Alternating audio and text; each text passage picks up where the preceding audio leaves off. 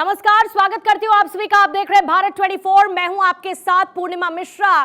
खबर उत्तर प्रदेश से है और उत्तर प्रदेश में यूसीसी को लेकर, यूनिफॉर्म सिविल कोड को लेकर एक नई सुगबुगाहट नजर आने लगी है, क्योंकि राज्य विधि आयोग यूसीसी पर सहमति दे चुका है। यानी कि उत्तर प्रदेश में यूसीसी का रास्ता साफ होता हुआ नजर आ रहा है। और ऐसे में जनता की तरफ से मैं आज ये आवाज उठाऊंगी कि यूपी में क्या यूसीसी जरूरी है और देश एक कानून को लेकर कितना महत्वपूर्ण बन जाता है, एक देश एक कानून देश के लिए कितना महत्वपूर्ण है। इसी को लेकर आज मेहमानों के साथ चर्चा भी करेंगे। लेकिन उससे पहले आपको दिखाते हैं यूपी में यूसीसी लागू करने की बात हुई तो बयानबाजियां किस तरीके से सामने आई।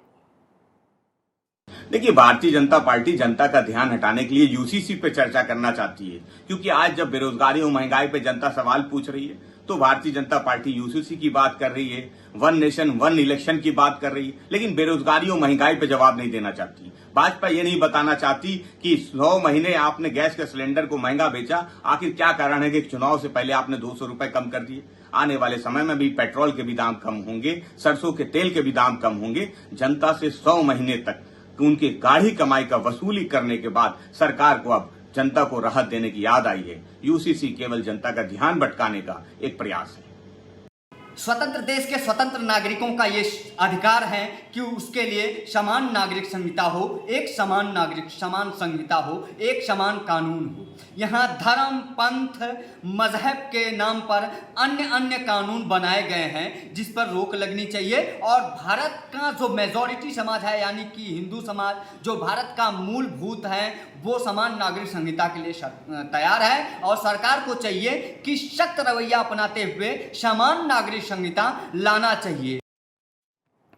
तो इसका मतलब यह है कि अगर सब कुछ सही रहता है तो उत्तराखंड के बाद अब उत्तर प्रदेश भी है, वो यूनिफॉर्म सिविल कोड को लेकर कोई बड़ा ऐलान कर सकता है। लेकिन इसको लेकर सामूहिक राय क्या है? देखिए, राय मशवरा इसको लेकर किया जा चुका है, ये सिलसिला अब भी जारी है। लेकिन क्या उत्तर प्रदेश में यूनिफॉर्म सिविल कोड लागू होना चाहिए? एच.एस. रावत इस वक्त हमारे साथ जुड़े हुए हैं। आप हिंदू धर्मगुरु हैं, बहुत बहुत स्वागत करती हूँ आपका रावत जी। नाजिया इलाही खान इस वक्त राजनीतिक विश्लेषक हमारे बीच में मौजूद है। नाजिया, आपका भी बहुत बहुत स्वागत है। हाफिज गुलाम सरवर मुस्लिम स्कॉलर है, इस वक्त वो भी हमारे साथ जुड़ चुके हैं। और हाफिज गुलाम सरवर, सबसे पहला आप ही से रिएक्शन लूंगी, क्योंकि इस पर भारत 24 की तरफ से भी मुहिम चलाई गई। यूनिफॉर्म सिविल कोड को लेकर लाखों लोगों ने सिर्फ एक मिस कॉल के जरिए अपना समर्थन दिया। सरकार भी यही कर रही है कि राय मशवरा ले रही है। उत्तराखंड के बाद अब उत्तर प्रदेश में इसको लेकर सुगबुगाहट तेज है। क्या हाफिज गुलाम सरवर का उत्तर प्रदेश में यूसीसी को समर्थन है? एक देश एक कानून का समर्थन है। आबादी के अनुपात में सबकी बराबर भागीदारी हो। मुसलमानों की आबादी 14%, नौकरियों में 2%। ये कौन सा एक देश एक कानून है? और हमारा बच्चा 80% लाए और एससी कोटे का दूसरा बच्चा 60% लाए, 60% वाले को नौकरी और 80% वाले को नहीं। ये कौन एक देश एक कानून है?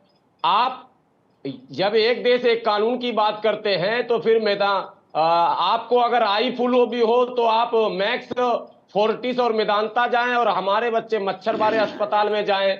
एक देश एक कानून का मतलब है आपके बच्चे वीआईपी कल्चर में वाले स्कूल में पढ़े, हमारे बच्चे टूटे वाले स्कूल में पढ़े। माफी के साथ आपको रोकना चाहूंगी, मुझे लगता है आप थोड़ा कंफ्यूज हो गए। हम रिजर्वेशन पर बहस नहीं कर रहे, हम बात कर रहे हैं यूनिफॉर्म सिविल कोड पर। सर, यूसीसी का जो आधार है वो रिजर्वेशन कतई नहीं है क्या? जितना मेरी जानकारी में है, रिजर्वेशन उसका आधार है नहीं, रिजर्वेशन उसमें शामिल है नहीं। यूसीसी में कानून है शादी को लेकर, यूसीसी में कानून शामिल है तलाक को लेकर, उत्तराधिकार को लेकर, संपत्ति में, संपत्तियों में हिस्सा को लेकर, और सुनिए गोद लेने को लेकर। सर, पहले हाफिज गुलाम सरवर, इसको क्लैरिटी लानी पड़ेगी ना, गुमराह नहीं कर सकते। हम यहाँ पर रिजर्वेशन की बात ही नहीं कर रहे हैं यूसीसी के जरिए, इसीलिए ध्यान मत भटकाइए। सर, आपको तो ज्यादा जानकारी है, स्क्रीन पर बैठकर आप क्यों इसको लेकर कंफ्यूजन कर रहे हैं? कंफ्यूजन मत पैदा तो करिए एक ना। देश एक कानून नहीं बोलिए ना नहीं भाई, सर, आप क्यों नहीं गलत बोले? क्यों बोल रही कानून हैं? की एक बात हो देश रही एक है, कानून का मतलब कानून की बात हो रही है, और ये तो तय है हमारे यहाँ क्या नहीं, कानून रिजर्वेशंस की नहीं नहीं हो होते रही इस ना, ये आधार सिर्फ पर? शादी की बोलिए। रिजर्वेशंस क्या नहीं मिले? आपको नहीं मिले क्या? आप बोलिए शेड्यूल कास्ट, सिर्फ शेड्यूल शादी की ट्राइब, बात हो ओबीसी रही को है। रिजर्वेशंस नहीं मिले, लेकिन यूसीसी नहीं, आप सिर्फ रिजर्वेशन को बोलिए लेकर नहीं शादी है की हाफिज बात गुलाम हो रही सरवर। है। कानून का मतलब पूरे व्यापक जीवन में कानून है कि सिर्फ एक जगह कानून है? मतलब आप इसको एक एक चश्मे से देखना चाहते हैं। नाजिया इलाही खान, जिस तरीके से हाफिज गुलाम सरवर इसको देख रहे हैं, चर्चा की शुरुआत में वो रिजर्वेशन का पॉइंट ले आए। मैं ये कह रही हूं कि इसमें गुमराह करने की क्या जरूरत। वो कहते हैं कि नहीं, फिर तो इसमें बराबरी की बात होनी चाहिए, रिजर्वेशन की भी बात होनी चाहिए, फिर एक कानून कैसे होगा? नहीं, आर्टिकल 44 में, क्योंकि ये लोग आर्टिकल 19, 14, 21 और 19 बहुत ज्यादा मानते हैं, फ्रीडम ऑफ स्पीच को बहुत ज्यादा मानते हैं ये मौलवी मुल्ला लोग और मुसलमान पुरुष लोग। पर यूसीसी जो है आर्टिकल 44 में पहले ही बोल दिया गया था। देखिए, मैंने इनकी बात बहुत गौर से सुनी, पहले आप पूर्णिमा जी सुन लीजिए, बदतमीजी वाले इसमें मैं नहीं रहता हूँ। बोलने दीजिए, मैं कानूनी बात कर रही हूँ, मैं मदरसे की बात नहीं कर रही हूँ, मैं कानूनी बात कर रही हूँ, इसलिए मुझे बोलने दीजिए। आर्टिकल 44 में साफ तरीके से ये बात शैल करके 5 बार बोल दी गई थी।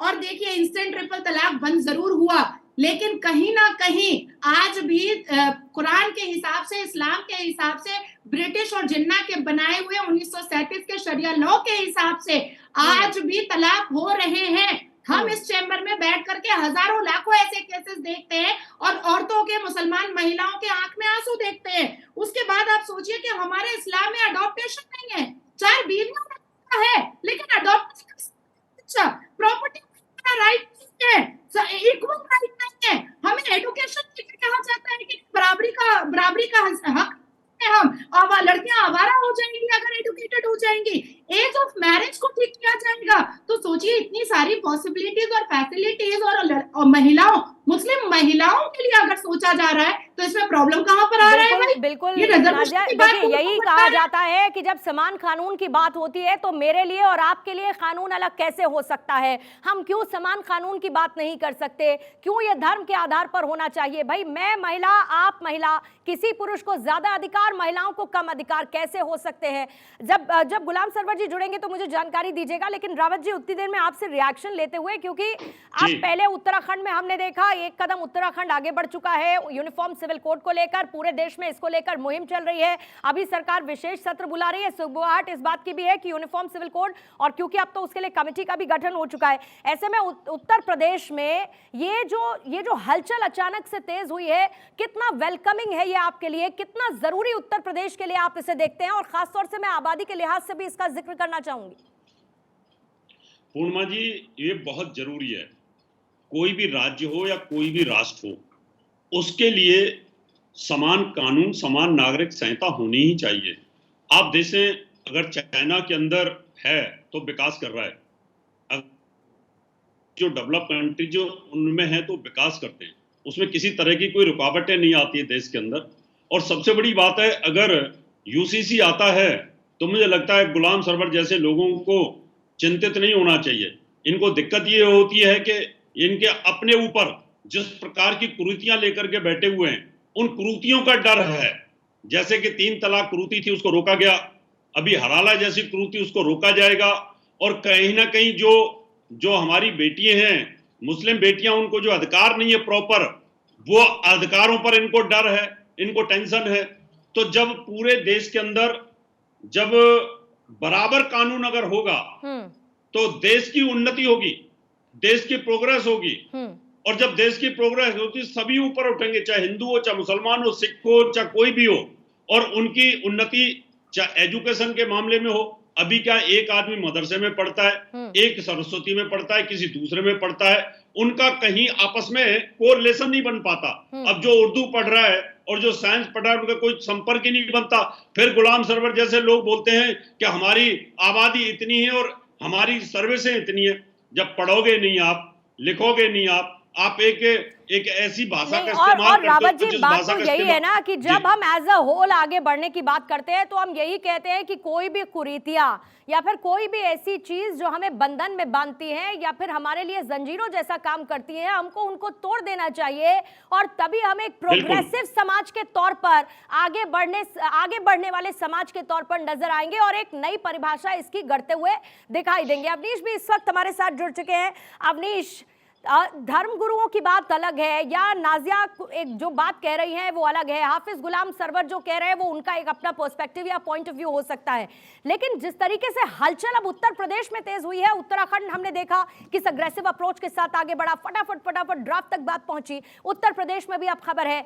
क्या माना जा रहा है कि कब तक ये होगा? ए, इसकी टाइमलाइन क्या है? बी, लोगों के बीच इसको लेकर एक्सेप्टेंस कितना ऑन ग्राउंड नजर आ रहा है?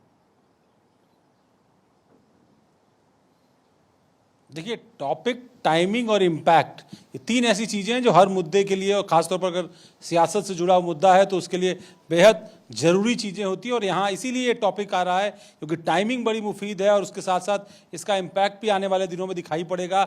हालांकि अमली जामा कब तक पहनाया जाएगा, इसमें ज़रूर अभी बहुत सारा वक्त लग सकता है, क्योंकि अभी उत्तर प्रदेश सरकार ने इसको लेकर के इनिशिएटिव किया ही है, क्योंकि जो राज्य विधि आयोग है उसने कुछ दिनों पहले सरकार को ये प्रपोज किया था। राज्य विधि आयोग के जो तत्कालीन चेयरमैन थे उन्होंने इस बात को लेकर के एक प्रपोजल रखा था सामने कि हम यूसीसी को कैसे उत्तर प्रदेश के अंदर लागू कर सकते हैं। और उसके बाद फिर जब सरकार आगे बढ़ी है, जो नए जो चेयरमैन है विधि आयोग के, उनकी तरफ से ये पहल की गई और ख़ासतौर पर जो उत्तराखंड का ड्राफ्ट था उसको बुला करके, उसको मंगा करके अपने पास अध्ययन किया गया उस ड्राफ्ट का, और उसके बाद फिर जो कंसल्टेशन है वो आगे बढ़ी है। माना जा रहा है कि सितंबर के आखिरी सप्ताह में या अक्टूबर के पहले दूसरे सप्ताह में एक पूरी रिपोर्ट जो है वो राज्य विधि आयोग सिफारिशों के साथ उत्तर प्रदेश की योगी सरकार को सौंप सकता है। और उसके बाद फिर सरकार आने वाले दिनों में उसको आगे ले जाने के लिए या तो कोई कमेटी बना सकती है या विधानसभा में एक प्रस्ताव ला सकती है और उसके माध्यम से उसको आगे ले जाने की कोशिश जो है वो सरकार की होगी, ठीक उसी तर्ज पर जैसे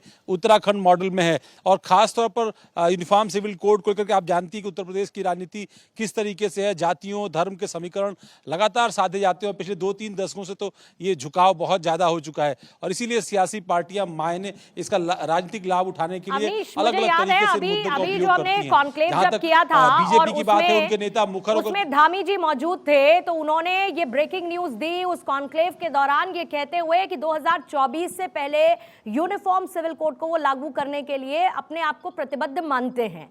अब उत्तर प्रदेश में जब ये हलचल मची और क्योंकि हम एक पॉलिटिकल माइलेज की भी बात कर रहे हैं, क्या ये माना जाए ए, अभी जो विशेष सत्र है, दूसरा 2024 के चुनाव और उससे पहले 23 के विधानसभा चुनाव, क्या टाइमिंग इसीलिए भी महत्वपूर्ण हो जाती है? जी हाँ, बिल्कुल टाइमिंग इसलिए महत्वपूर्ण हो जाती है और इस मुद्दे पर चर्चा जरूर होगी, सियासी बयानबाजी खूब होगी, लेकिन मुझे नहीं लगता कि लोकसभा चुनाव से पहले इस मुद्दे को लागू कर करके वो माहौल बनाने की कोशिश होगी। उससे पहले कुछ और मुद्दे उत्तर प्रदेश के अंदर हैं जो ज़्यादा मुफीद बनते हैं, खासतौर पर सरकार के लिए, चाहे वो कानून व्यवस्था का मसला हो या फिर राम मंदिर का मसला हो। उत्तर प्रदेश से जुड़ा हुआ है, राम मंदिर का विवाद यहीं पर था, राम मंदिर के विवाद को सुलझाया यहीं पर गया और उसके बाद फिर नए भव्य राम मंदिर का शिलान्यास हुआ और अब उद्घाटन होने जा रहा है। तो बीजेपी नहीं चाहेगी कि कोई कॉन्ट्रडिक्शन यहाँ पर जनवरी दिखाई मकर पड़े, संक्रांति एक के तरफ राम आसपास मंदिर वो हो, दूसरी भव्यता भी तरफ नजर दूसरे आएगी। मुद्दे हो। राम मंदिर को लेकर जिस तरीके की तस्वीरें दिखेंगी, नाजिया एक क्लोजिंग कमेंट जल्दी से आपसे लूंगी, समय खत्म हो रहा है। जो ग्रीवेंसेस हैं उसको दूर करने के लिए सरकार को कदम उठाने होंगे। जब हम सबको साथ लेकर चलने की बात करते हैं तो सबकी हाँ भी उतनी ही जरूरी है, वो कैसे होगा? देखिए 1984 से शाहबानो से लेकर के कई ऐसे केसेस में सुप्रीम कोर्ट ने भी कहा है कि एक समान जो कानून है उसको लाने की जरूरत है। और जहां तक इतनी पीड़िताएं महिलाएं हैं मुस्लिम कम्युनिटी में, सबकी सब रो रही हैं। अगर 100 महिलाएं हम काउंट करते हैं एक लमसम एग्जाम्पल के हिसाब से, तो 99 महिलाएं मुस्लिम कम्युनिटी में रो रही हैं इन कुप्रथाओं की वजह से। तो मुझे लगता है कि 67.2% महिलाओं ने यूसीसी के सपोर्ट में जो वोटिंग की है, यही सबसे बड़ी जीत है यूसीसी की। एक बड़ी बानगी नाजिया हम अपने भारत 24 पर भी देख चुके हैं। आप जानती हैं यूनिफॉर्म सिविल कोड को लेकर कितनी बड़ी बड़ी मुहिम हमने चलाई, लोग जुड़ते गए, मिस कॉल के जरिए अपना सपोर्ट देते गए और ये पता चला कि पूरा देश एक सुर में कहता है कि भारत मांगे यूसीसी। एक देश एक कानून बहुत जरूरी है भारत को आगे बढ़ाने के लिए। बहुत बहुत शुक्रिया नाजिया आपका, एच.एस. रावत आपका भी बहुत बहुत शुक्रिया हमारे साथ जुड़ने के लिए, अवनीश आपका भी बहुत बहुत शुक्रिया, उत्तर प्रदेश के एडिटर हमारे साथ जुड़े हुए।